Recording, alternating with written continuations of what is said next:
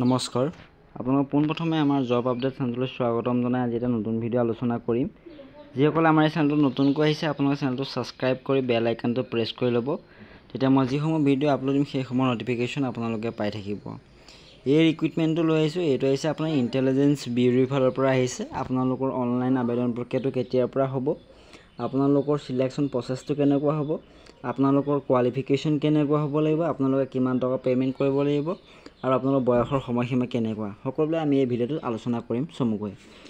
এইটো চাওক, ইয়াৰ যিটো অনলাইন আবেদন প্ৰক্ৰিয়া 26 জুলাইৰ পৰা আৰম্ভ হ'ব, 17 আগষ্ট পৰ্যন্ত আপোনালোকে অনলাইন আবেদন কৰিব পাৰিব। অ'কে, এইটো হৈছে intelligence bureau ministry of home affairs, okay, চমুকৈ MHA। IB ছিকিউৰিটি এছিষ্টেণ্ট হয়, এক্সিকিউটিভ ৰিক্ৰুইটমেণ্ট 2025। অ'কে, ইয়াৰ অনলাইন প্ৰক্ৰিয়া চলি আছে 26 জুলাইৰ পৰা 17 আগষ্টলৈকে চলিব। অ'কে, আপোনালোকে পে'মেণ্ট কৰিব পাৰিব 17 আগষ্ট পৰ্যন্ত। আপোনালোকে অনলাইন যিটো payment, debit card, net banking, credit card, UPI এইবোৰতো আপোনালোকে পে'মেণ্টটো কৰিব পাৰিব 17 আগষ্টলৈকে। তাৰপিছত আপোনালোকে অফলাইন পে'মেণ্ট কৰিব পাৰিব 19 আগষ্ট পৰ্যন্ত। যেনেকৈ আপোনালোকে বেংকিং যিটো চালান বুলি কয় সেইটো কৰিব পাৰিব, আপোনালোকে 19 আগষ্টলৈকে কৰিব পাৰিব। অ'কে, তাৰপিছত আপোনালোকৰ যিটো অনলাইন আবেদন প্ৰক্ৰিয়া সেইটো জেনেৰেল EWS OBC 650 টকা, SC SC 550 টকা আৰু অল ফিমেল কেটেগৰী 550 টকা আপোনালোকে পে'মেণ্ট কৰিব লাগিব। মই প্ৰথমে কৈছোঁ যে পে'মেণ্ট প্ৰক্ৰিয়াটো আপোনালোকে debit, credit, net banking, UPI আৰু অফলাইন মাধ্যমেৰে আপোনালোকে পে'মেণ্ট কৰিব পাৰিব।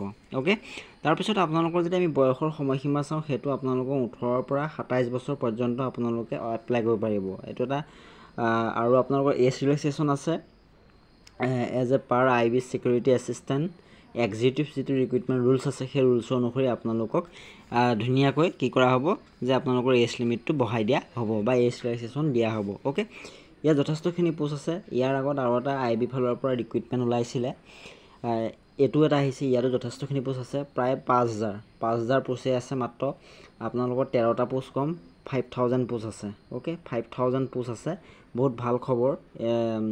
ইয়াত টোটেল এইটো হৈছে ছিকিউৰিটি এছিষ্টেণ্ট এক্সিকিউটিভ পোষ্ট হয় আৰু ইয়াৰ পোষ্ট আছে 4,987টা। পিছলৈ ইয়াক ইনক্ৰিজ হোৱাৰ চান্স আছে। অ'কে, আৰু আপোনালোকৰ ইয়াত কেনেকৈ দিয়া আছে চাওক, কেটেগৰী ৱাইজ দিয়া আছে।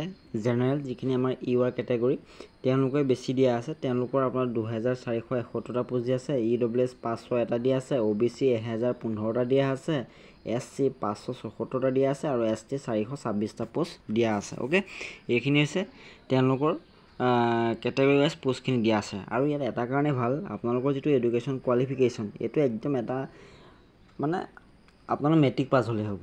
অ'কে, মেট্ৰিক পাছ হ'লে আপোনালোকে এই যিটো ৰিক্ৰুইটমেণ্ট এই ৰিক্ৰুইটমেণ্টটোৰ কাৰণে আপোনালোকে এলিজিবল হয়। অ'কে, অনলি মেট্ৰিক পাছ, আপোনালোকে মেট্ৰিক পাছ কৰিলে এইটো কাৰণে এপ্লাই কৰিব পাৰিব।